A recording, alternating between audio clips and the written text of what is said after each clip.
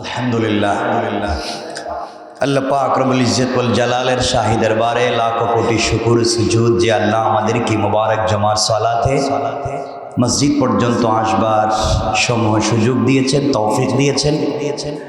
এর জন্য সবটুকুন ভালোবাসা আবেগ শ্রদ্ধা উজাড় করে মুনিবের দরবারে শুকরগুজার হচ্ছি আলহামদুলিল্লাহ। আমরা আজকে যেখান থেকে আলোচনা করবার জন্য আমরা তিলাওয়াত করেছি কোরআনে কারীমের 5 নম্বর পারার 4 নম্বর সূরা নিসার রুকু যেখানে 18 আয়াত হচ্ছে সেখানে 116। আমরা 116 থেকে কিছু তেলাওয়াত শুনেছি, আমরা এখান থেকে কিছু কথা শুনবো ইনশাআল্লাহ। আল্লাহ বলেছেন ইন্নাল্লাহা লা ইয়াগফিরু আন ইউশরাকা বিহি ওয়া ইয়াগফিরু মা দুনা যালিকা লিমান ইয়াশা। আল্লাহ বলছেন ইন্নাল্লাহা লা ইয়াগফিরু, নিশ্চয় আল্লাহ ক্ষমা করেন না এবং ক্ষমা করবেন না আন ইউশরাকা বিহি ওয়া ইয়াগফিরু মা দুনা যালিকা লিমান ইয়াশা। একমাত্র শিরক যারা করে বা শিরকের গুনাহ আল্লাহ ক্ষমা করবেন না, করেন না এবং করবেন না। কিসের গুনাহ? আমার সাথে কথা বলতে হবে, সবাই বলেন শিরক। আল্লাহ বলছেন আমি শিরকের গুনাহকে ক্ষমা করি না। এখন আল্লাহ যদি বলেন আমি শিরক ক্ষমা করি না, পৃথিবীতে এমন কোন সুপার পাওয়ার বা সুপারম্যান আছে কি যা দিয়ে মাফ করানো যাবে? কথা বলেন। আমাকে দিয়ে মাফ করাতে পারবেন? আপনার বাপকে দিয়ে, পীর সাহেবকে দিয়ে, আপনার রাসূলকে দিয়ে? আল্লাহ বলছেন আমি ক্ষমা করবই না। এছাড়া বলেছেন আরো যত অপরাধ আছে, যেমন ওয়াগফিরু মা দুনা যালিকা লিমান ইয়াশা। এছাড়া আর যত অপরাধ আছে আল্লাহ চাইলে ইচ্ছা করলে সব ক্ষমা করে দিতে পারেন। সকলে সুবহানাল্লাহ বললেন না? আপনারা কি আমার ভাব বুঝতে পেরেছেন? শিরক ছাড়া সব গুনাহ মাফ করে দিতে বলেন, পার দিতে। জেনা ছোট গুনাহ না বড় গুনাহ? শিরক। এটা কি শিরক? জেনা কি শিরক? আল্লাহ বলছেন শিরক ছাড়া সব মাফ। এর অর্থ হলো জওয়ান জেনার মতো অপরাধ আল্লাহ মাফ করে দিবেন। সবাই বলেন না সুবহানাল্লাহ। কিন্তু শিরককে মাফ, কথা বলেন, মাফ করবেন না। ওয়া মান ইউশরিক বিল্লাহ, আল্লাহ বলছেন যে ব্যক্তি আল্লাহর সাথে কাউকে শরীক করে, কার সাথে? ওয়া মান ইউশরিক বিল্লাহ ফাকাদ দাল্লা দালালাম বাঈদা। আল্লাহ বলছেন সে গোমরাহির মধ্য থেকে অনেক দূরে গিয়েছে। আল্লাহ বলছেন সে গুমরাহির অনেক দূরে গিয়েছে। ফাকাদ দাল্লা দালালাম বাঈদা, গুমরাহির অনেক দূর পৌঁছে গিয়েছে। এখান থেকে ক্ষমা করিয়ে কেউ নিয়ে আসবার আর কোনো পদ্ধতি নাই। আমার এতটুকুন কথা বুঝছেন? আমরা আরো কিছু আয়াত এখান থেকে শুনবো। তাহলে এই আয়াতে আল্লাহ রাব্বুল ইজ্জত ওয়াল জালাল বলেছেন যারা শিরিক করে তাদেরকে ক্ষমা, এছাড়া সব গুনাহ, কথা বলেন, সব গুনাহ। কেন তিনি শিরিক ক্ষমা করবেন না? কারণ এটা গুমরাহির মারাত্মক পর্যায়ে পৌঁছে যাওয়া। এজন্য রব ক্ষমা করবেন না। 117 নম্বর আয়াতে বলছেন, এর পরের আয়াতে ইয়াদউনা মিন দুনি, আল্লাহ বলছেন এ ধরনের লোকেরা আল্লাহ বাদ দিয়ে ইল্লা ইথনা বা ইল্লা ইনাসা, যারা ইনাস অনেকগুলা দেব দেবীর পূজার মধ্যে লেগে যায়, আল্লাহকে বাদ দিয়ে তারা হচ্ছে আল্লাহর ভাষায় বিদ্রোহী। কারা? আল্লাহর ভাষায় কারা?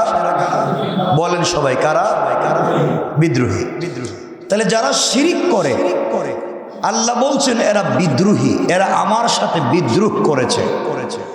আল্লাহর সাথে যারা বিদ্রোহ করে এদেরকে ক্ষমা করে দেওয়ার এই পৃথিবীতে কেউ আছে? কথা বলেন আছে? নাই, নাই। এরপরে আল্লাহ সূরা নিসার 48 নম্বর আয়াতে আরো কিছু কথা বলেছেন। আগে ইন্নাল্লাহা লা ইয়াগফিরু আন ইউশরাকা বিহি, আল্লাহ বলছেন নিশ্চয়ই তিনি শিরক ক্ষমা করেন না। ওয়া ইয়াগফিরু মা দুনা যালিকা লিমান ইয়াশা, এছাড়া সব অপরাধ ক্ষমা করেন। ওয়া মান ইউশরিক বিল্লাহ, যে ব্যক্তি আল্লাহর সাথে শরীক করে ফাকাদ ইফতারা ইসমান আযীমা, আল্লাহ বলছেন সেটা বিরাট মিথ্যা রচনা করে, বিদ্রোহ করে, আল্লাহর বিরুদ্ধে অপবাদ দিয়েছে, মিথ্যা রচনা করেছে, মিথ্যা অপবাদ দিয়েছে, বিদ্রোহ করেছে, কঠিন গুনার কাজ করেছে। আল্লাহ কথা দিয়েছেন এই পাপীকে মাফ দিবেন না। নাউজুবিল্লাহ বললেন না? তাহলে এখান থেকে বুঝলাম যারা শিরিক করে তারা কার বিরুদ্ধে বিদ্রোহ করে? সবাই বলেন, কার সাথে বিদ্রোহ? আল্লাহর সাথে বিদ্রোহ করে, মিথ্যাচার করে কার সাথে? অপবাদ দেয় কার উপরে? এমন অপরাধীকে ক্ষমা করবেন না কে? সবাই বলেন। কোরআনে কারীমের 6 নম্বর পারা 5 নম্বর সূরা মায়েদার 10 নম্বর রুকু 72 নম্বর আয়াত, আল্লাহ রাব্বুল ইজ্জতুল জালাল ওই আয়াতের মধ্যখানে বলেছেন, আয়াত শুরু করেছেন লাকাদ কাফারাল্লাযীনা ক্বালু ইন্নাল্লাহা হুয়াল মাসীহু ইবনু মারইয়াম, ওখান থেকে আয়াত শুরু করেছেন। কিন্তু আয়াতের মধ্যখানে এসে বলছেন ইন্নাহু মান ইউশরিক বিল্লাহ ফাকাদ হারামাল্লাহু আলাইহিল জান্নাহ ওয়া মাওয়াহুন নার ওয়া মা লিয-যালিমিন মিন আনসার। আল্লাহ বলছেন যে ব্যক্তি আল্লাহর সাথে কাউকে শরীক করে তার উপরে জান্নাত হারাম। আপনারা কিছু বুঝতে পারলেন? কি বুঝছেন?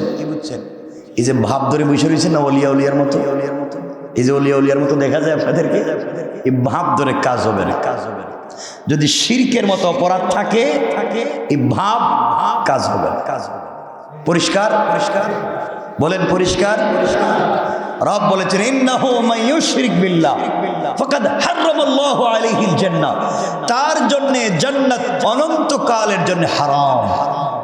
ওয়া মাওয়াহুন নার, তার অরিজিনাল ঠিকানা জাহান্নাম। আপনি ভাবতেছেন কেউ সাহায্য করবে কিয়ামতের দিন? রব পরের শব্দে বলছেন ওয়া মা লিয-যালিমিন মিন আনসার, সে জালেম, কিয়ামতের দিন কেউ তাকে সাহায্য করবে না। নাউজুবিল্লাহ বলেন। আমার এতগুলো আয়াতের অর্থ বুঝতে পেরেছেন? সবাই বলেন বুঝতে পেরেছেন?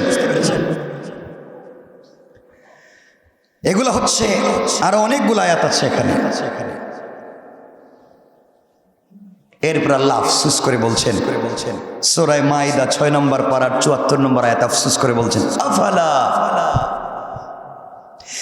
ইয়াতুবুনা ইলাল্লাহ ওয়া ইস্তাগফিরুনাহু ওয়াল্লাহু গফুরুর রহিম। আল্লাহ বলছেন তবে কি তারা আল্লাহর কাছে তওবা করবেই না? চিন্তা করতেছেন, এত গরম রাগ কথা বলছেন। এবার বলছেন তবে কি তারা এত কিছুর পরেও একবার ক্ষমা চাইবে না? আফালা ইয়াতুবুনা ইলাল্লাহ, তারা কি আল্লাহর কাছে আসবে না ফিরে? তারা কি একবার তওবা করবে না? তারা কি তাদের রবের কাছাকাছি থাকতে চায় না? যে তাকে এত কিছু দিল, যার অক্সিজেন ব্যবহার করে গুনাহ করছে, যার জমিনে বসবাস করে গুনাহ করছে, সে কি একবারও সে রবের কাছাকাছি আসবে না? ওয়াস্তাগফিরুনা, এবং সে কি ক্ষমা প্রার্থনা করবে না? আল্লাহ রাব্বুল ইজ্জত ওয়াল জালাল বলছেন কেউ যদি ক্ষমা চায়, রব বলছেন ওয়াস্তাগফিরুনা, সে কি ক্ষমা চাইবে না? তোমরা কি ভয় পাচ্ছ? আল্লাহ বলছেন তোমরা কি ভয় পাচ্ছ যে এত বড় গুনাহ করেছি, রব ক্ষমা করবেন কিনা? আল্লাহ বলছেন আল্লাহু গফুরুর রহিম, নিশ্চয় আমি অত্যন্ত ক্ষমাশীল এবং পরম করুণাময়। আস্তে বললেন আল্লাহু আকবার, আরো জোরে পড়েন আল্লাহু আকবার। এত এত গরম কথা বলেছেন, রাগ করেছেন, গুসা করেছেন, কেউ তাকে অপরাধ ক্ষমা করবে না বলেছেন, সে আল্লাহর বিরুদ্ধে বিদ্রোহ করেছে বলেছেন, সে জালেম বলেছেন, কিয়ামতের দিন কেউ সাহায্য করবে না, এত কথা বলছেন। এরপরে আবার বলছেন রাগ তো আমি করছি। কারণ অভিভাবক যিনি হয় তিনি রাগ করতে পারে। অভিভাবক যদি পরিবারে রাগ করে ফেলে, বেঁকে বসে, এই পরিবারকে আর লাইনে আনা যাবে না। কথা বলেন না? একটা পরিবারের মূল জিম্মাদার সে যদি উল্টা হয়ে যায়, এই পরিবার তছনছ হয়ে যাবে। কথা বলেন না কেন? আল্লাহ হচ্ছেন আমাদের অভিভাবক। আল্লাহু ওয়ালিয়ুল্লাযীনা আমানু, তিনি তো ঈমানদারদের ওলি, অভিভাবক। তিনি যদি বেঁকে বসে থাকেন, এই পাগল, এই গোলাম, এই গুনাহগারদেরকে জান্নাতে নিয়ে যাবে কে? এই জন্য পরে বলছেন, শোনো, তোমাদের লজ্জা হয় না? তোমরা কি ক্ষমা চাইবেই না? তোমরা কি ক্ষমা চাইবেই না? আসো আমার কাছে ক্ষমা চাও, আমি অত্যন্ত ক্ষমাশীল, পরম দয়ালু। সুবহানাল্লাহ, জোরে বলেন আল্লাহু আকবার। রব কি দয়ালু। আমরা এখান থেকে কিছু কথা খুব সংক্ষেপ করে শুনতে চাই। আল্লাহ যেন আমাদেরকে তৌফিক দান করেন। আমিন বলেন। সবাই বলেন আমিন। আমিন। তাইলে আল্লাহ, এখান থেকে আমরা বুঝতে পারলাম আল্লাহ সব ক্ষমা করেন। কি করেন না? শিরিক। বলেন না, কি ক্ষমা করেন না? শিরিক। এরপরেও যদি মরার আগে কেউ তওবা করে যায়, তাইলে ক্ষমা। ধরেন আমরা যারা এখানে বসছি, আমরা বিদআত করতে পারি না, শিরিক করতে পারি না। তে শিরিকের মতো অপরাধ আর আছে? নাই। আমরা এখন সকলে মিলে বসে আসি কোথায়? আল্লাহর ঘর। কোথায় আছি? বাবা কথা বলেন না, সবাই কোথায় আছি?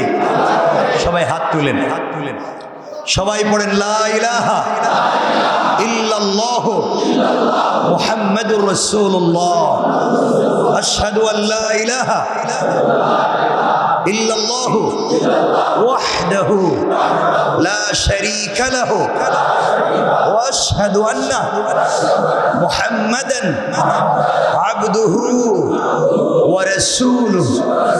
হাত নামা।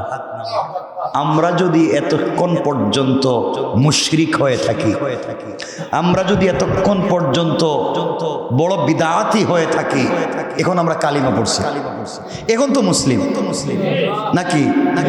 এতদিন পর্যন্ত আর যাই হোক, এখন তো মুসলিম। আলহামদুলিল্লাহ বলেন। আলহামদুলিল্লাহ। আমরা বিশ্বাস, এখন তো কালিমা পড়ছি সাক্ষী রেখে সবাই রে, আমাদের অপরাধ ক্ষমা করে দিবেন কে? আসুন এখন আমরা দেখি শিরিকটা কি। এই পৃথিবীতে অনেকগুলো শিরিক আছে, শিরিকের অভাব নাই। সাহাবায়ে কেরাম রাসূল পাককে জিজ্ঞাসা করলেন, সুইলান নবী সাল্লাল্লাহু আলাইহি ওয়াসাল্লাম আনি শিরকে, বা সুইলান নবী সাল্লাল্লাহু আলাইহি ওয়াসাল্লাম আনিল কাবাইরে। সাহাবায়ে কেরাম রাসূল পাককে জিজ্ঞাসা করলেন, জিজ্ঞাসিত হলেন, ইয়া রাসূলুল্লাহ, কবিরা গুনাহ কি? আকবরুল কাবাইর, বড় অপরাধ কি? রাসূল বললেন আন তুশরিক বিল্লাহ, আল্লাহর সাথে শিরিক করা। এর চাইতে বড় অপরাধ আর নাই। অনেক শিরিক আছে, আমরা অল্প কিছু শিরিক নিয়ে আজকে কথা বলবো। শিরকের 7টা সিঁড়ি আছে। সিঁড়ি কয়টা? আমরা জানি না যে আমরা যে হাসতে হাসতে কথা বলতে বলতে নামাজ পড়তে পড়তে যে মুশরিক হয়ে যাচ্ছে, আমরা জানি না। এর মধ্যে একটা শিরক হলো শিরকুর রিহাল। এটা হচ্ছে নিয়ত করে আল্লাহ যা করতে বললেন তা করা। যেমন নিয়ত করে কবর জিয়ারত করা শিরিক। বিশ্বাস হইল না? কবর জিয়ারত গুনাহ না সওয়াব? সবাই বলেন। রাসূল বলেছেন তোমরা কবর জিয়ারত করো, সুযোগ থাকলে কবরের কাছে যাও, ওখানে গিয়া দিল নরম করো। দেখো পৃথিবীর যেই মানুষের কথায় হাজার হাজার মানুষ উঠতো আর বসতো, এই মানুষটা এখন মাটির নিচে, কথা বলতে পারে না। ওখানে যাও, গিয়ে দেখো। কিন্তু কবর নিয়ত করে জিয়ারত করা জায়েজ? বলেন না জায়েজ? আপনি বললেন আমার বাপ মারা গেছেন, যেমন আমার বাবা মারা গেছেন 2012-র 10 ফেব্রুয়ারি। আর আমি নিয়ত করলাম না আজকে আমি সিলেটে যাব বাবার কবর জিয়ারত করতে, পুরো সফর গুনাহ হয়ে যাবে। আপনি নিয়ত করে সফর করতে পারবেন না। আপনি আপনার প্রয়োজনে যাবেন এবং প্রয়োজনের ভিতরে আপনি জিয়ারত করবেন। সুবহানাল্লাহ বলেন না। দেখবেন অনেক ঈদের আগে পরে বিভিন্ন জায়গায় ফেস্টুন লাগায় যে আমরা ঈদের পরে 2 গাড়ি বাস নিয়ে শাহজালালের মাজার জিয়ারত করতে যাব, ভাড়া 2000 টাকা। কথা কোন টাকা? এগুলো করে কি করে না? আপনারা মনে নতুন শুনছেন আমার কাছ থেকে। করে কি করে না? জায়েজ না না জায়েজ? রব বলেছেন শিরক, রব বলেছেন শিরক করবে। শিরক, শিরক। আমি বলছি না শাহজালালের কবর জিয়ারত করতে নিষেধ করছি না, অবশ্যই করবেন। শাহপরানের কবর জিয়ারত করবেন, বড় বড় বুজুর্গদের ওয়ালির কবর জিয়ারত করবেন, নিষেধ না, সওয়াব, ভালো কাজ। নিয়ত করে যাওয়া জায়েজ নাই। সন্দেহ আছে? বলেন না সন্দেহ আছে? যেতে পারবে, যেতে পারবে। আজকাল কেমন হয়ে গিয়েছে, এটা বলে শিরকুর হালি আউলিয়া ইল্লাহ, এটা এমন হয়ে গিয়েছে আজকে যে দেখবেন আমরা যারা এখানে বসেছি, এই পৃথিবীতে আল্লাহর সবথেকে দামি ঘর হচ্ছে কাবা। কোনটা? সবাই বলেন না। কাবা ঘরে যারা এই কালো ঘরটা মুছে কাজ করে, কাজের লোক, কর্মচারী, ওরা কি জুতা খুলে মুছে না জুতা সহ? বলেন না, সত্য কথা বলবেন। জুতা খুলে না জুতা সহ? এই জায়গার মতো দামি জায়গা পৃথিবীতে আর আছে? এখানে জুতা খুলে গেছে না জুতা নিয়ে গেছে? তাহলে বোঝা গেল জুতা নিয়ে যাওয়া অপরাধ যদি জুতা পবিত্র থাকে। আমার কথা বুঝতে পেরেছেন? আপনার জুতা যদি পবিত্র হয়, মানে পাক হয়, পাক, এই জুতা নিয়ে মসজিদে এসে জুতা সহ নামাজ জায়েজ। নামাজ বলেন, নামাজ। বিশ্বাস হচ্ছে না? বিশ্বাস হয় না? আপনার জুতা যদি পাক হয়, জুতার উপরের অংশ যেখানের সাথে আপনার জুতা পায়ের পাতা লাগানো, এই অংশ যদি পাক হয়, এই জুতা দিয়ে নামাজ বলেন না, নামাজ জায়েজ। নামাজ জায়েজ। আপনারা যারা বাইতুল্লাহ জিয়ারতে গিয়েছেন বা যান, আপনারা জিয়ারত করে বাইতুল্লাহ থেকে পিছন দিকে ব্যাক করে ফিরেন, বুক বাইতুল্লাহর দিকে দিয়া পিছনে হেঁটে হেঁটে যান, যান যান যান, মানে বাইতুল্লাহ এখানে আপনি এভাবে পিছনে পিছনে আসলেন, যে আদব রক্ষা করলেন। করেন? কথা বলেন না কেন? করেন না, করেন না। বাইতুল্লাহর মতো ঘরে গিয়াও বাইতুল্লাহর দিকে পিঠ দিয়া ঘোরাঘুরি করেন। বাইতুল্লাহ থেকে যেদিকে মন চায় সেদিকে বের হন। আপনি গেলেন মসজিদে নববীতে, আপনি গেলেন রাউদাতুম মিন রিয়াদিল জান্নাহ, যে কোনো দরজা দিয়ে বাহির হওয়া যায় না? গলা বলেন, যায় না? রাসূলের রওজা, রাসূলের কবর যেখানে আছে, এখানে পিঠ দিয়া কথা বলেন, যায় না? তাইলে রাসূলের কবর যেখানে, ওখানেও মানুষ পিছন দিকে ব্যাক করে না। আল্লাহর ঘর যেখানে, ওখানেও মানুষ পিছন দিকে ব্যাক করে না। আর বাংলাদেশের কিছু মাজারে আপনি যখন ঢুকবেন, জুতা নিতেও দেয় না, জুতা পিছনে রেখে দিতে বলে, এমনকি ঢুকবার পরে বলে পিঠ দেওয়া যাবে না, আস্তে আস্তে পিছন দিয়ে ব্যাক করা লাগবে, বলে কি বলে না? এই সমস্ত কাজ প্রকাশ্য শিরক। আর যারা করে তারা মুশরিক, যারা এদেরকে সহযোগিতা করে তারা জালেম। ঠিক কিনা বলেন?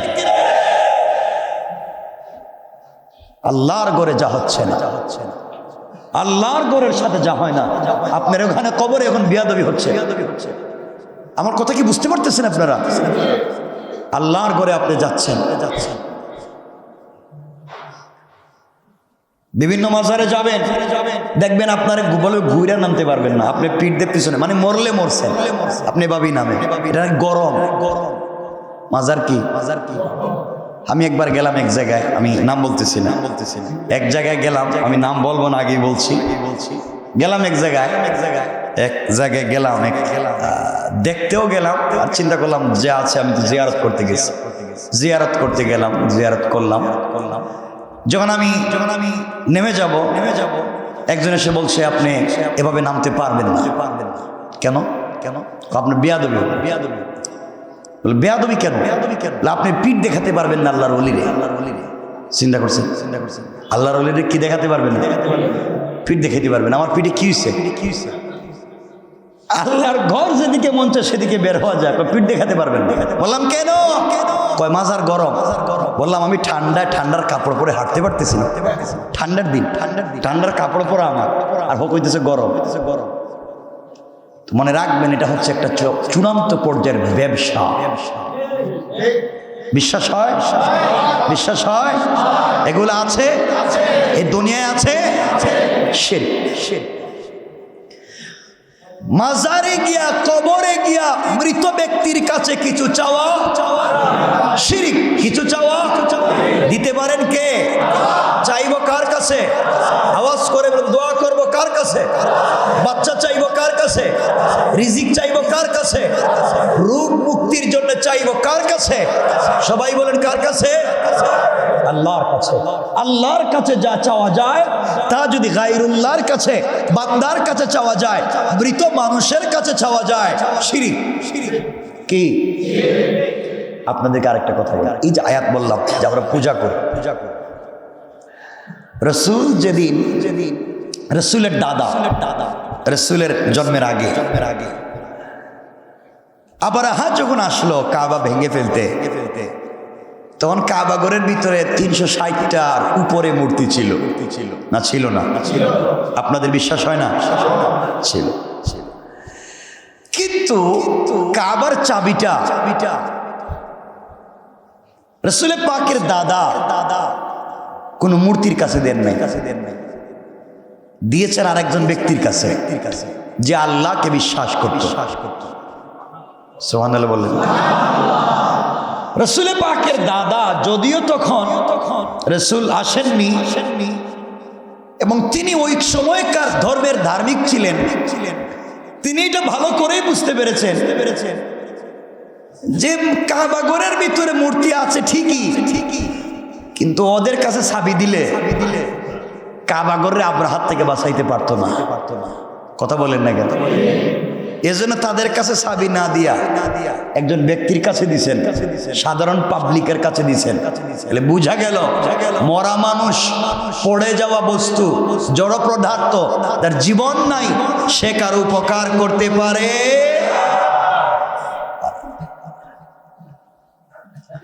আব্দুল কাদের জিলানী, শাহজালাল মুজাররিদিয়া বলি জবরদস্ত আল্লাহর ওলি, সন্দেহ। কিন্তু তাদের চাইতে যারা আপনারা জীবিত আছেন এখনো আপনারা দামি, তাদের চাইতে আপনারা এখনো বহুত দামি। এর কারণ হলো আজকে চাইলে শাহজালাল উঠে 2 রাকাত জুমার সালাত করতে পারবেন, আজকে চাইলে সূরা কাহাফ তেলাওয়াত করতে পারবেন, আজকে চাইলে রাত্রে তাহাজ্জুদ পড়তে পারবেন। কিন্তু এই সমাজের সবথেকে বড় চুর আর বদমাইশ যে সেও চাইলে পুরো রাত তাহাজ্জুদে কাটাইয়া দিতে পারে। তাহলে হায়াতে জিন্দেগি বাকি আছে, এখন আল্লাহর সাথে সম্পর্ক করার সুযোগ। কথা লম্বা হয়ে যায়।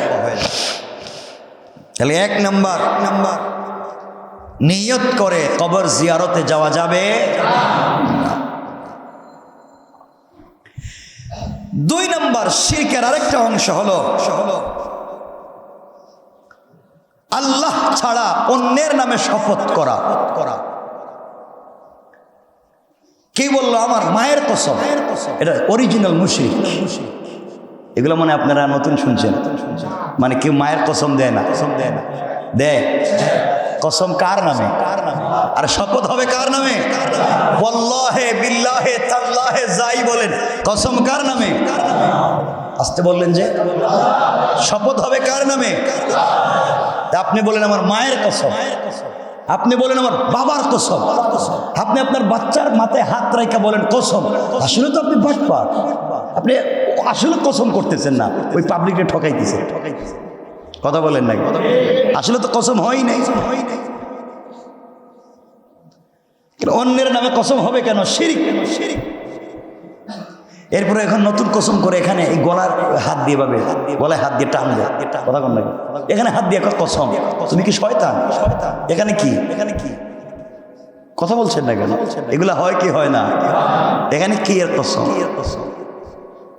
সবগুলা শিরিক, সবগুলা কি বলেন না? সবগুলা, আবার বলেন সবগুলা, সবাই বলেন সবগুলা। তাহলে কসম শপথ হবে কার নামে? আল্লাহ ছাড়া গায়রুল্লাহর নামে শপথ শিরিক। শপথ কি? পরিষ্কার। কয়টা বললাম? দুইটা। 3 নাম্বার তাবিজ লটকানো। রাসূল বলেছেন মান আল্লাকা তামিমাতান ফাকাদ আশরাকা, যেই তাবিজে আল্লাহর নাম ছাড়া, কোরআন সুন্নাহ ছাড়া শিরকি কোনো কথা থাকবে, কুফরি কালাম থাকবে, ব্ল্যাক ম্যাজিক থাকবে, জাদু থাকবে, এটা লটকানো শিরিক। বলেন শিরিক, সবাই বলেন শিরিক। তাবিজ লটকানো, গলায় দেন, হাতে দেন, আর যেখানে মন চায় দেন। যদি আল্লাহর নাম ছাড়া, রাসূলের নাম ছাড়া, কোরআন সুন্নাহ ছাড়া আরো কোন জিনিস থাকে, তাবিজে লিখে দিছে ফেরাউনের নাম। কার নাম? গলা লই আটতেছে। মনে রাখবেন রাসূল বলেছেন মান আল্লাকা তামিমাতান ফাকাদ আশরাকা, আল্লাহর নাম ছাড়া, রাসূলের নাম ছাড়া, কোরআন সুন্নাহ ছাড়া ভিন্ন কোন জিনিস, হারাম কোন জিনিস, দেবদেবীর নাম, শিরকি নাম, কুফরি নাম, এরপরে ব্ল্যাক ম্যাজিক, জাদু, এগুলা লটকানো শিরিক, লটকানো। সবাই বলেন লটকানো। জান্নাতে যাওয়া যাবে? কয়টা বলছি? 4 নাম্বার ঝাড়ফুঁক, ফু দেওয়া, ঝাড়ফুঁক জায়েজ, কিন্তু আল্লাহর নাম ছাড়া, রাসূলের নাম ছাড়া, কোরআন সুন্নাহ ছাড়া অন্য কোন জিনিস দিয়ে যদি কেউ ঝাড়ফুঁক করে শিরিক। বলেন না কি? সবাই বলেন আল্লাহর নাম, কোরআনের নাম ছাড়া অন্য জিনিস দিয়ে ঝাড়ফুঁক করা। সবাই বলেন, বিশ্বাস হয় না? শিরিক। কোরআন দিয়ে ঝাড়ফুঁক করতে আপত্তি নেই, এটা হাদিসে আছে, রাসূল করতে বলেছেন, এবং ঝাড়ফুঁক করে পয়সা নিতে বলছেন। না কেন? টাকা তো নিত, দেখতেছেন সালাক দেখতেছেন, আমাদেরকে শেয়ার করতে টাকা না, টাকা বেশি করে নিতে হইব।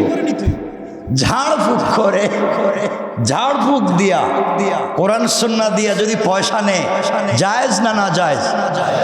জায়েজ। সব না জায়েজ, ওয়াজ করতেছি আমি। জায়েজ, বলেন জায়েজ। এমন কি কন্ট্রাক্ট করে নেওয়াও জায়েজ। এটা ডাক্তারি। আরে রাসূলের একটা মেশকাতের বাব আছে, বাবু তিব্বে ওর রেকাক, ডাক্তার এবং ডাক্তারি। এটা হচ্ছে চিকিৎসা। যখন আপনার মেডিকেল সায়েন্সের আজকের এগুলো ছিল না, তখন তো ওগুলোই ছিল, এগুলো চিকিৎসা। কেমনে আপনাদেরকে হাদিস শোনাচ্ছি। আমার মুসলমান বন্ধুগণ, কথাগুলো দিল দিয়ে শুনেন কি বলতে চাই। আল্লাহর রাসূল সাল্লাল্লাহু আলাইহি ওয়াসাল্লাম দুনিয়ার জমিনে জিন্দা।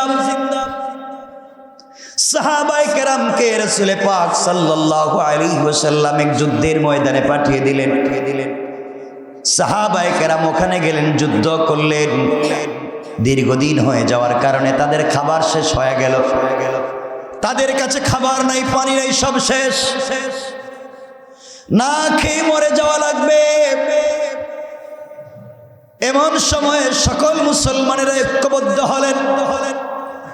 পার্শ্ববর্তী অমুসলিম খ্রিস্টানদের কাছে গিয়ে বললেন, ভাইরে, যুদ্ধে এসেছি সত্য, কিন্তু খাবার নাই। মানবিক দিক বিবেচনা করে তোমরা কি আমাদেরকে কিছু খাবার পানি দিতে পারো? তারা ডাক দিয়া বলল, এটাই তো সুযোগ, আমাদের বিরুদ্ধে যুদ্ধ করতে আসছো, খাবার নাই, এবার মরো, এবার না খাইয়া মরো, যুদ্ধে তোমরা পরাজয় বরণ করো। মুসলমানরা বেগতিক অবস্থা দেখলেন, বেঁচে থাকার কোনো পদ্ধতি নাই। কয়েকদিনের ভিতরে দেখেন কাফেরদের ভিতরে, অমুসলিম মুশরিকদের ভিতরে খ্রিস্টানদের লিডার যে ছিল তাকে সাপ কামড় দিয়েছে। কে কামড় দিয়েছে? কথা বলেন না। তখন কি আর মেডিকেল ছিল? সাপ কামড় দিয়েছে। তারা তাদের ধর্মে যত উঝা ছিল সব লাগিয়ে দিয়েছে, কিন্তু বিষ যায় না। এই লোকটা শেষ পর্যন্ত মরণাপন্ন অবস্থায় পৌঁছে গেল, মনে হয় আর বাঁচবে না। কোন সময় জানি মরে যায়, এমন একটা অবস্থায় যখন পৌঁছে গেল, সবাই সিদ্ধান্ত নিল, দেখি তো মুসলমানদের মধ্যে ঝাড়ফুঁক করার মতো কেউ আছে কিনা। মুসলমানদের কাছে এসে বলতে, শোনো মুসলমানেরা, তোমাদের মধ্যে ঝাড়ফুঁক করার মতো কেউ আছে কি? সবাই লিডারকে দেখিয়ে দিলেন, সেনাপতিকে দেখিয়ে দিলেন। তিনি বললেন, আমি পারবো ঝাড়ফুঁক করতে, কিন্তু তোমাদের কাছে খাবার চাইছিলাম, পানি চাইছিলাম, দিলে না। এবার সাপে কামড়াইছে, ভালো হয়েছে। কথা বলেন না কেন? খাবার চাইলাম দিলে না, পানি চাইলাম দিলে না, এখন সাপে কামড়াইছে, আসছো কেন? কয় যা চাইবা তাই দিতে রাজি, এরপরেও বাঁচাও। বিপদে পড়লে সব কয়। কথা বলেন না কেন? বিপদের আগে এক পয়সা মসজিদে দিতে চায় না, বিপদের আগেও হুজুরে দাওয়াত খাওয়াইতে চায় না। যখন দেখতেছে ছেলে আর আগের মতো কথা কইতে পারে না, সাকরাত শুরু হয়েছে, হুজুর যা আছে হাফ 14 গোষ্ঠী শুদ্ধ আসে, একটু দোয়া কইরা দেন। কথা বলেন না কেন? এখন দেখবেন সব ঠিক। তিনি বললেন, কি বলতে চাও বলো। সবাই ডাক দিয়া বলছে, মুসলমানেরা শোনো, আমাদের লিডার সাপের কামড়ে মরে যায়, তোমাদের কাছে কিছু থাকলে করো। তিনি বললেন, তোমরা বিনিময়ে কি দিবে বলো।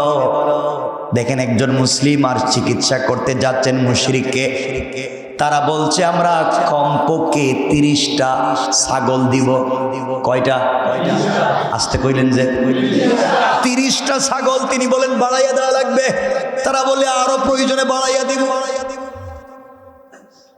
তিনি তার কাছে পৌঁছে গেলেন, যেখানে সাপ কামড় দিয়েছে ওখানে তিনি কি যেন তিলাওয়াত করলেন, ফু দিলেন।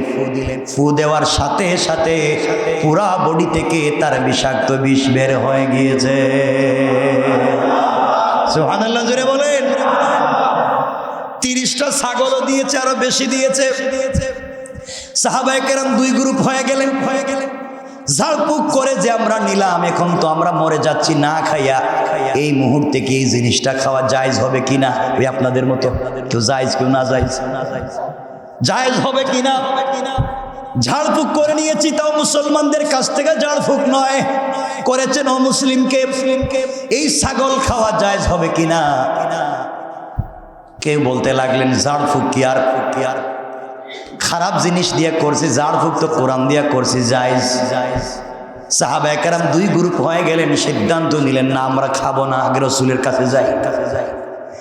30টা ছাগলকে রশ্মি দিয়া বেঁধে রসুলের দরবারে। রসুল বলেন, ঘটনা কি? এগুলা কি নিয়ে আসছে ইয়া রাসূলুল্লাহ? একজন মুশরিক, একজন খ্রিস্টানের সাপে কামড় দিয়েছে, তিনি তাকে ঝাড়ফুঁক করেছেন, এগুলা নিয়ে আসছেন, খাওয়া জায়েজ কিনা? জায়েজ। নবীজি বললেন, তোমরা খাও, আর আমার জন্য একটা প্যাকেট বাড়িতে পাঠাইয়া দাও। আল্লাহু আকবার বলেন। তোমরা তো খাও, আর একটা প্যাকেট আমার বাড়িতে দিও। সুবহানাল্লাহ বললেন না? কি বুঝলেন? কন্ট্যাক্ট করে 30টা ছাগল কন্ট্যাক্ট করে কিন্তু ঝাড়ফুঁক করছে। এখন না যাই হইছে, আপনি দিবেন না, যে দিতেছে আজকে টাকা নিন, পকেট থেকে নিন। রসুলের সাহাবী 30টা ছাগলের বিনিময়ে ঝাড়ফুঁক করছে, জায়েজ হয়েছে না? না জায়েজ। রসুল বলছেন, তোমরা খাও, আমাকেও দাও, এটা চিকিৎসা করেছো, হালাল। কি? তাহলে বোঝা গেল, ঝাড়ফুঁক দিয়া কন্ট্যাক্ট করে নেওয়াও যদি কমে, আর আপনার কমে না, শুধু আপনি দিতেই আছেন, এটা কি জিনিস? কমা তো লাগবে। এজন্য জায়েজ। এমন কথা হলো তিনি কি দিয়ে ঝাড়ফুঁক করলেন? নবীজি বললেন, শোনাবলেন, কি দিয়ে তুমি ফু দিয়েছো যার কারণে রোগী সুস্থ হয়ে গিয়েছে? সাহাবী বললেন, ইয়া রাসূলুল্লাহ, আমি কোনো জিনিস তো বুঝি না, কি পড়া লাগবে আমি জানি না। যেখানে কামড় দিয়েছে হাত রেখে ওখানে আমি 7 বার সূরা ফাতিহা বলে ফু দিয়েছি। সূরা ফাতিহার বরকতে আল্লাহ তাআলা সাথে সাথে সুস্থ করে দিয়েছে। সুবহানাল্লাহ বলেন। তাহলে তো আপনাদেরকে জানাইয়া দিলাম হুজুর কি দিয়া দেয়, ঘুমর ফাঁস করে দিলাম। কিন্তু এই যে হুজুর যে মনে মনে পড়ে, জোরে কয় না, আপনারা শিখে ফেলবেন। দেখছেন নি, শিখে ফেলবেন, এই জন্য হুজুর জোরে কয় না। আপনাদেরকে বুঝাই দিলাম সূরা ফাতিহা কি। সবাই বলেন না, জবানটা পবিত্র থাকা লাগবে। তো সিগারেট খাইয়া ফাতিহা পড়লেন কানে ভিতরে, জবানটা পবিত্র থাকা লাগবে, তাইলেই কাজ হবে। 7 বার ঝাড় দিয়েছেন, সূরা ফাতিহা পড়ে সুস্থ করে দিয়েছেন কে? আল্লাহ রাসূল সাহাবায়ে কেরামকে বসালেন আর বললেন, সাহাবীরা শোনো রে, সূরা ফাতিহা দিয়ে এই কাজ শুধু চলে না, ঘরের ভিতরে যদি জিন্নাত ভর করে ফেলে, পুরা ঘরকে নষ্ট করে দিতে চায়, ওই ঘরের ভিতরে পানির মধ্যে সূরা ফাতিহা তিলাওয়াত করে ওই পানি যদি ঘরে ছিটিয়ে দেওয়া হয় আর আওয়াজ করে সূরা ফাতিহা তিলাওয়াত করা হয়, ওই ঘরের ভিতর থেকে জিন্নাতের প্রভাব কমে যাবে। সুবহানাল্লাহ বলেন। কোন বাচ্চাকে জিন্নাত ধরেছে, ভূত ধরেছে, আপনারা যেটা বলেন প্রচলিত শব্দে, হুজুর খুঁজে পাচ্ছেন না, ইমাম সাহেব ঘুমাইতেছেন, কাউরে খুঁজে পাওয়া যায় না, বাচ্চা চিল্লায়, সব ভেঙে ফেলে দিচ্ছে। বাচ্চার বয়স 3 বছর, রুটি খাইছে 40টা। হয় কি হয় না? আরে হয়তো হইছে, তো এমন আমার জানা মতে হয়েছে। বাচ্চার বয়স কয় বছর? রুটি খাইছে কয়টা? 10 মিনিট পর আবার দেব। মহা বিপদে আপনি হুজুর খুঁজতেছেন, হুজুর খুঁজে পাওয়া যাচ্ছে না। এই বাচ্চার বডিতে সূরা বাকারার শেষ 2 আয়াত আর সূরা ফাতিহা যতবার পড়েন, যতবার ভাল লাগে পড়ে ফুঁক দেন, যত বড় ভূত আর জিন্নাত থাকুক দৌড়ে পলায়ন করবে। সুবহানাল্লাহ বলে। সব শিখাই দিতেছি, কিন্তু পয়সা তো আমার দিবেন না, ফিরে ফিরে শিখাই দিতেছি। আর অনেক আছে সূরা ফাতিহার, এগুলো বললে আমার মূল আলোচনা সংক্ষেপ করে দিতে হবে। তাইলে রাসূল পাক সাল্লাল্লাহু আলাইহি ওয়াসাল্লাম সাহাবায়ে কেরাম ঝাড়ফুঁক করলেন এবং সহি কোরআন দিয়ে করেছেন। জায়েজ না না জায়েজ? তাহলে কোরআন দিয়ে, সুন্নাহ দিয়ে রাসূল যেভাবে বলেছেন সেভাবে করতে না জায়েজ না জায়েজ? না জায়েজ না জায়েজ? জায়েজ। পরিষ্কার? আর যদি কেউ কোরআন সুন্নাহর বিপরীতে ঝাড়ফুঁক করে, শিরিক। কি শিরিক? কয়টা বলছি? 4টা। কয়টা? 5 নম্বর রাসূল সাল্লাল্লাহু আলাইহি ওয়াসাল্লাম বললেন, 5 নম্বর শিরিক হলো গণকের কাছে হাত দেখানো। এগুলা মনে হয় বাংলাদেশে দেখায় না। নিজের মেয়ের বিয়ে হচ্ছে না, দাদারে বলছে, দাদা গনে দেখেন তো আমার মেয়ের বিয়ে হবে কোন দিন। হাত দেখানো হারাম, শিরিক। হাত দেখে গনে গনে কোনো জিনিস বলা শিরিক। একজন গনে গনে বলছে, বাবারে আগামী বছর তুমি বিয়ে করবা। গনে বলছে আগামী বছর বিয়ে করবা, 10 বছরের ভিতরে কোটি টাকার মালিক হইবা। গনে গনে বলতেছে আসলে বিয়ে করছে 10 বছর আগে। 10 বছর আগে বিয়ে করে লিস, গয়না কইতেছে আগামী বছর বিয়ে করবো। তোমার কপালে এটাই লেখা। জুতা খুলে দিছে বাড়ি। মারলেন কেন? এটাই তো তোমার কপালে লেখা। এটা গনে পাও নাই কোনো জায়গায়? কথা বলেন না কেন? এটা গনাগনি করে দেখো নাই কোনো জায়গায় লেখা আছে? এই জন্যে মনে রাখবেন, যারা গণকের কাছে হাত দেখায়, আল্লাহ রাসূল বলেছেন শিরিক। যেই ব্যক্তি গণকের কাছে হাত দেখালো, সে যদি আল্লাহর কোন ওলিও হয়, 40 রাত্রের তার ইবাদত কবুল হবে না। নাউজুবিল্লাহ বলেন। সহিহ হাদিসে রাসূল বলেছেন, যারা গণকের কাছে হাত দেখায় 40 দিন রাতের ইবাদত কবুল হয় না। 40 দিন রাত সে তাকে নাপাক আর অপবিত্র। আপনি চিন্তা করেন, এই লোকটা যদি এই মুহূর্তে মারা যায় কি অবস্থা হবে? আপনি চিন্তা করেন, এই লোকটা যদি মারা যায়। কয়টা বললাম? অনেকগুলো বলার কথা ছিল। এই 7টা, আরো বলার কথা আমার 17টা। আর হবে না আজকে। আমার বন্ধুগণ 6 নম্বর যে কথা আপনাদের কাছে বলতে চাই, 6 নম্বর শিরক হলো অশুভ লক্ষণ। এটা কিন্তু আমাদের সমাজে খুব সচরাচর পাওয়া যায়। কিসের লক্ষণ? কোন জিনিসকে অশুভ মনে করা শিরক, কারণ ইসলামের কোন লক্ষণ অশুভ হতে পারে না। অমুক মাসের অত তারিখে নিজের মেয়ের বিয়া দেওয়া অশুভ, এলা কয় না? কথা বলেন, শিরক। কথা বলেন। সকালবেলা দোকান খুলেছেন, সকালবেলা ভোরে দোকান খুলছেন, একজন লোক দোকানে গেছে, গিয়া বলছে আঙ্কেল আমার ঘরে ডিম নাই, 2টা ডিম দেন। ডিম হাতে নিয়ে দেখলো পকেটে পয়সা নাই, ঘর থেকে এনে পয়সা দিচ্ছে। আপনি বলেন আমার জিন্দেগি নষ্ট করলেন। দোকানের প্রথম কাস্টমার, আপনি বাকি চাইলেন পুরা দিন, অশুভ। বলে না? কথা বলেন, বলে না? যারা ব্যবসা করেন কান খাড়া করেন, শিরক। কি কথা বলেন না কেন? সবাই বলেন কি? শিরক। দোকানে প্রথম একজন বাকি নিয়েছে, সারাদিন বাকি যাবে, আপনি যে বিশ্বাস করলেন শিরক। কথা বলেন কি? আপনি সকালে ঘুম থেকে বের হয়েছেন, কোথাও যাবেন, রাস্তায় বের হয়ে দেখলেন এক মহিলা খালি কলস নিয়ে যায়, আপনি বলেন আমার জিন্দগি শেষ করে ফেলছে। কথা বলেন না কেন? এগুলা হয় না গ্রামে? শিরক। এগুলা কি বলেন? আসতে বলবেন না জোরে বলেন? এগুলা এলাকায় নাই। আল্লাহ রসুল বলেছেন যারা এগুলা বলে রে, এগুলা হচ্ছে মারাত্মক পর্যায়ের শিরক। আরো বলেন তো সকালে কি দেখলে শিরক? আজকে রাত্রে ঘুম থেকে উঠে দেখলেন গভীর রাত্রে পেশায় ডাকে। কি ডাকে? বলেন ঘটনা কি? আজকের সব রাত মনে খারাপ হয়ে গেছে। শিরক। কারণ আল্লাহ তাআলা যা সৃষ্টি করেছেন, কোন জিনিসের অশুভ কোন জিনিস লক্ষণ দেন নাই। যেটায় অশুভ আছে বলে দিয়েছেন, আপনার অধিকার নাই রবের সৃষ্টির কোন আওয়াজকে অশুভ বলা। ঠিক কিনা বলেন? এগুলো ব্যবসা বাণিজ্য নাই, এগুলো আপনারা করতে পারেন না। যাত্রা নষ্ট হয়ে গিয়েছে, আপনি কোথাও বের হয়েছেন, কোথাও যাবেন, আপনার কাছে সকালবেলা ফকির ভিক্ষা চাইছে একজন ফকির, আপনি বলেন আমার যাত্রাটাই নষ্ট। বলেনি? কথা বলেন না কেন? আপনি ঘর থেকে বের হওয়ার সময় ঘরের দরজায় সালাম করলেন না, আবার বাইরে এসে আবার ভিতরে গিয়ে সালাম দেয়, আসেনি? অশুভ। আপনি এগুলো পাইছেন কই? আপনারা এই সিস্টেম, এই সবগুলো অশুভ লক্ষণ আপনারা যা বলে চালাইয়া দেন, সবগুলো শিরক। বলেন সবগুলা কি? কথা বলেন না কেন? সবগুলো জোরে বলেন, শিরক। সময় শেষ হয়ে গিয়েছে। 7 নাম্বার হলো শিরকুল খাফি। 7 নাম্বার রাসূল সাল্লাল্লাহু আলাইহি ওয়াসাল্লাম বলছেন আশ-শিরকুল খাফি, গোপন শিরক। এই গোপন শিরক এত বড় অপরাধ। রাসূল সাল্লাল্লাহু আলাইহি ওয়াসাল্লাম, রাসূলের একজন বড় সাহাবী আবু সাঈদ খুদরি রাদিয়াল্লাহু তাআলা আনহু বর্ণনা করেন, তারা মসজিদের ভিতরে বসে বসে দাজ্জাল নিয়ে আলোচনা করতেছিলেন। দাজ্জালের ফিতনা কেমন হবে তা নিয়ে আলোচনা করতেছিলেন।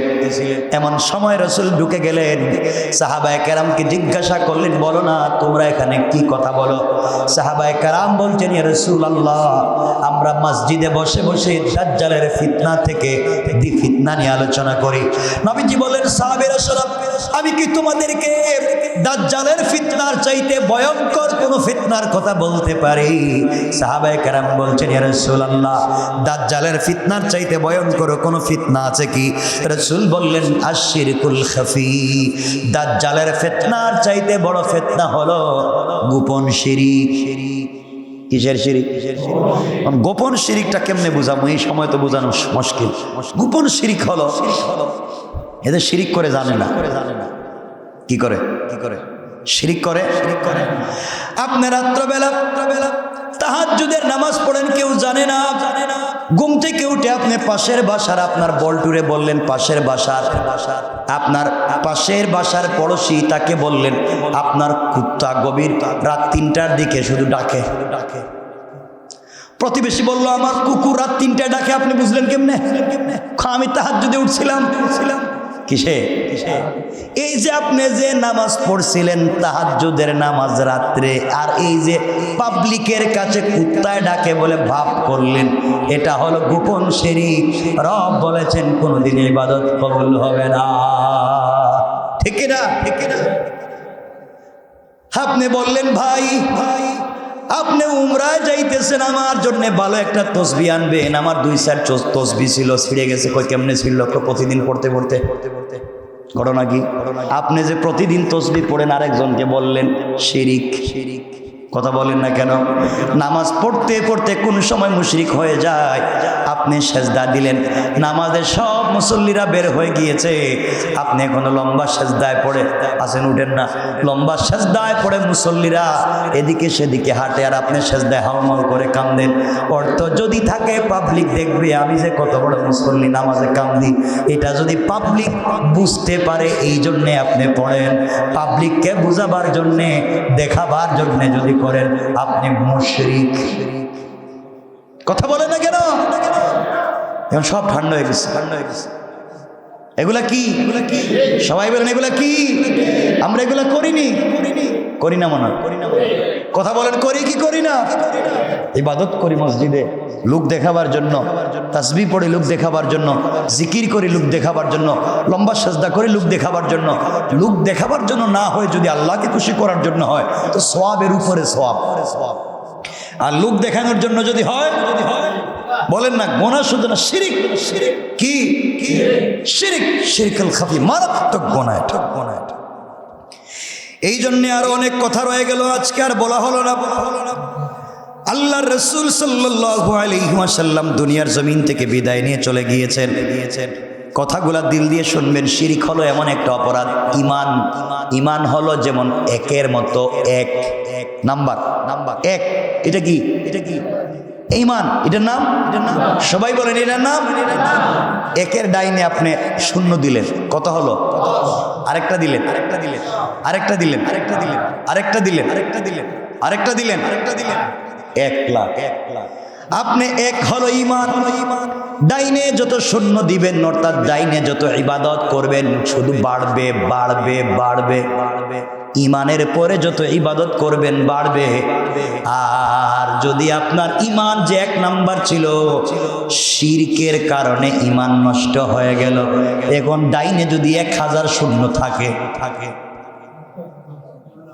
দাম আছে? কথা বলেন দাম আছে? বোঝা গেল লাখ লাখ ইবাদত করলে দাম নাই যদি ঈমান ঠিক না থাকে। ঈমান ঠিক রাখতে হলে শিরিক মুক্ত ঈমান লাগবে। এই জন্যে আল্লাহ রাব্বুল ইজ্জত ওয়াল জালাল বলেছেন, চলার পথে শিরিক করা যাবে না। কি করা যাবে না?